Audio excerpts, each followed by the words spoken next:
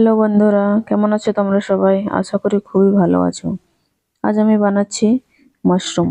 তো প্রথমে গ্যাসে কড়াই চাপিয়ে ওতে জল দিয়ে মাশরুমগুলো দিয়ে দেবো। মাশরুমগুলো কিছুক্ষণ ফুটিয়ে নিয়ে তুলে নেব। ওই কড়াইতে আবার তেল দিয়ে গোটা গরম মশলা, কেটে রাখা পেঁয়াজ লঙ্কা দিয়ে কিছুক্ষণ ভেজে আদা রসুনের পেস্ট, জিরে ধনে গোলকির পেস্ট দিয়ে কিছুক্ষণ ভেজে নেব। তারপর হলুদ গুঁড়ো, লঙ্কা গুঁড়ো, লবণ দিয়ে আবারও ভালোভাবে মশলা কষে নেব।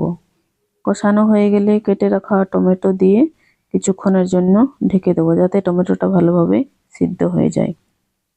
তারপর আগে থেকে কেটে রেখেছিলাম মাশরুমগুলো দিয়ে দেবো। মাশরুমগুলো দিয়ে আবারও ভালোভাবে কষে নিয়ে তারপর একটু জল দিয়ে ঢেকে দেবো, যাতে মাশরুমগুলো ভালোভাবে সিদ্ধ হয়ে যায়।